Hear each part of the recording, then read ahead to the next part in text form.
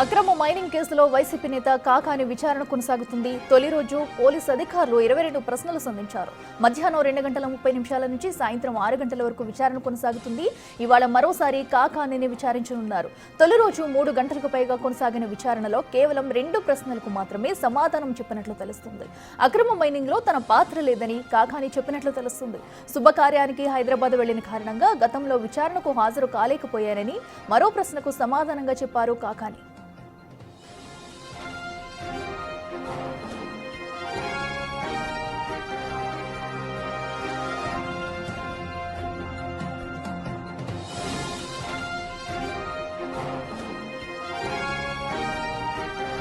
ఇదే అంశానికి సంబంధించి మరింత సమాచారం మా ప్రతినిధి సురేంద్ర లైవ్ లో అందిస్తారు.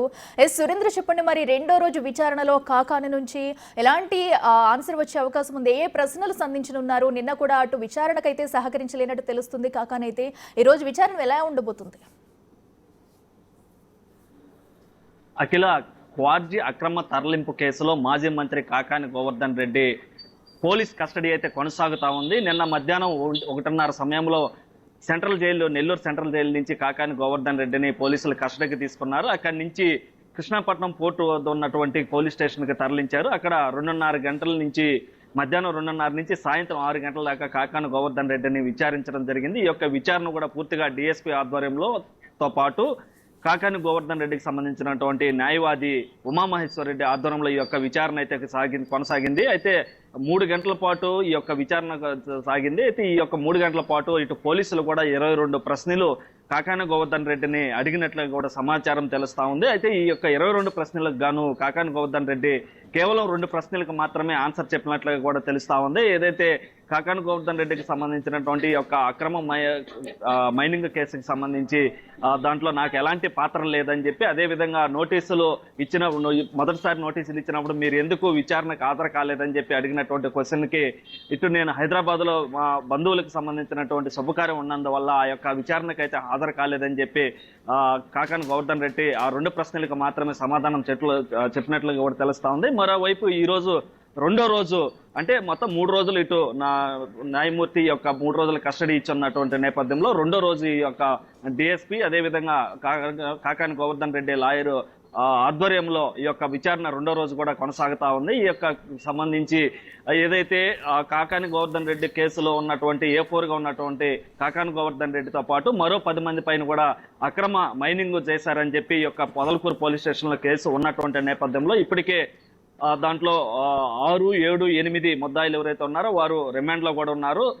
వారిని విచారించినటువంటి నేపథ్యంలో ఎవరైతే దాంతో పాటుగా మరో 12 మందిని కూడా ప్రత్యేకంగా విచారణ కూడా చేయడం జరిగింది. ఏదైతే కాకానికి సంబంధించినటువంటి వ్యక్తుల్ని ఈ కేసులో ఉన్నటువంటి 10 మందితో పాటు కాకుండా మరో 12 మందిని కూడా విచారణ చేసినటువంటి నేపథ్యంలో వారందరూ కూడా ఇటు కాకాని గోవర్ధన్ రెడ్డి చెప్తేనే చేశాము, కాకాని గోవర్ధన్ రెడ్డి అక్కడ మీరు చెయ్యండి మేము చూసుకుంటానని చెప్తేనే ఆ యొక్క కార్డు తరలింపు జరిపారని చెప్పి, అదేవిధంగా కాకానికి సంబంధించినటువంటి పాత్ర ఉందన్నటువంటి అనుమానంతోనే ఇటు కాకాని గోవర్ధన్ రెడ్డి పైన కూడా కేసు నమోదు చేసి ఇటు విచారణకు హాజరు కావాలని చెప్పి 3 సార్లు నోటీసులు ఇవ్వడం జరిగింది. నోటీసులకి కూడా ఆయన ఆన్సర్ ఇవ్వకపోవడంతో 2 నెలల పాటు అజ్ఞాతంలో ఉన్నటువంటి కాకాని గోవర్ధన్ రెడ్డి బెంగళూరు వద్ద అరెస్ట్ చేసి మే 25వ తేదీన అరెస్ట్ చేయడం జరిగింది. మే 26వ తేదీన ఇటు రిమాండ్ కూడా విధిస్తూ న్యాయస్థానం కూడా రిమాండ్ విధించడం జరిగింది. జూన్ 9 వరకు ఈ యొక్క రిమాండ్ ఉన్నటువంటి నేపథ్యంలో ఇటు బెయిల్ కోసం కాకాని, అదేవిధంగా పోలీసులు కస్టడీ కోసం బెయిల్ పిటిషన్స్ వేయడం జరిగింది. అయితే ఈ నేపథ్యంలోనే బెయిల్ పిటిషన్ అయితే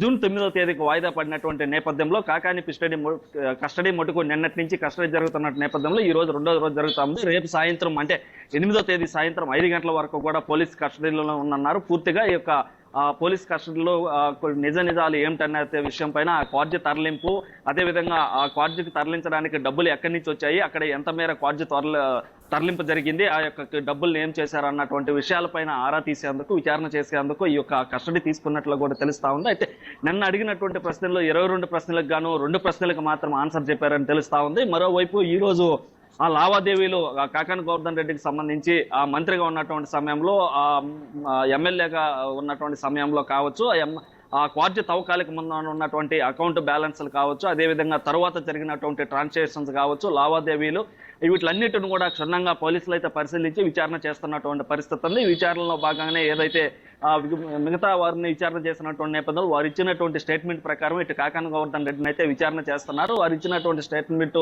ఉన్న ఆధారాలు చేసుకునే ఇటు కాకాని గోవర్ధన్ రెడ్డి విచారణకు రావాలని చెప్పి గతంలో నోటీసులు ఇవ్వడం జరిగింది. అయితే వాటికి హాజరు కాకపోవడంతో ఇటు పరిస్థితుల్లో కాకాని గోవర్ధన్ రెడ్డిని అరెస్ట్ చేయడం జరిగింది. అయితే సురేంద్ర, అయితే ఇప్పటికే విచారించిన వాళ్ళు కాకాని పేరు లేవనెత్తడంతో మరి ఆయన నుంచి కూడా సరైన సమాధానాలు రాలేనట్టు కూడా తెలుస్తుంది. అంటే ఈయన పాత్ర ఉండడం వల్లే తప్పించుకునే ప్రయత్నం చేస్తున్నారా?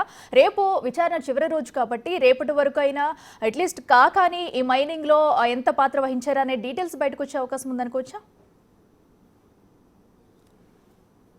అయితే పోలీసులు అయితే ముమ్మరంగా ఈ యొక్క విచారణ చేస్తున్నటువంటి నేపథ్యంలో నిన్న అడిగినటువంటి 22 ప్రశ్నల్లో 2 ప్రశ్నలకు మాత్రమే ఆన్సర్ చెప్పడం జరిగింది. ముఖ్యంగా నాకు సంబంధం లేదు, ఈ యొక్క అక్రమ మైనింగ్ కి నాకు దీంట్లో ఎలాంటి పాత్ర లేదని చెప్పి ఆయన కాకాని గోవర్ధన్ రెడ్డి చెప్పడం జరిగింది.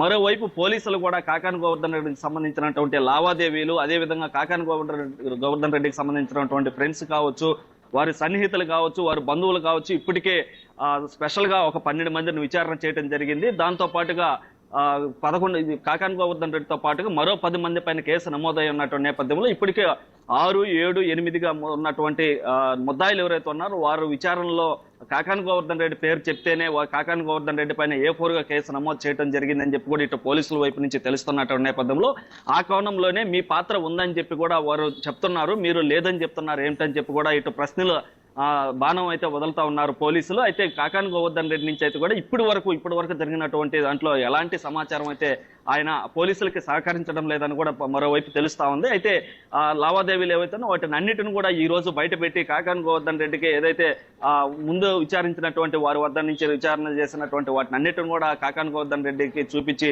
ఆ యొక్క ప్రశ్నలు కూడా ఈ రోజు మరోసారి అడగనున్నట్టుగా కూడా సమాచారం తెలుస్తోంది. దాంట్లో ఈ రోజు ముఖ్యంగా 2వ రోజు కాబట్టి ఎవరైతే గతంలో విచారణ చేస్తున్నారో వారంతరిన స్టేట్మెంట్ రికార్డును కూడా కాకాని గోవర్ధన్ రెడ్డికి వాళ్ళ పోలీసుల దగ్గర మా దగ్గర పూర్తి ఆధారాలు ఉన్నాయి, మీరు అక్కడ పాత్ర మీరు చెప్తేనే తరలించామని చెప్పి కూడా వారు చెప్తున్నట్టు నేపథ్యంలో మీరు తప్పించుకునేందుకు మీరు ఇట్లా మాట్లాడుతున్నారని చెప్పి కూడా పోలీసులు అయితే ప్రశ్నలు అడిగినట్టుగా తెలుస్తా ఉంది. అయితే ఈ నేపథ్యంలోనే కాకాని గోవర్ధన్ రెడ్డికి సంబంధించి లావాదేవీలు అన్నిటిని కూడా ఆరా తీస్తా ఉన్నటువంటి పరిస్థితి.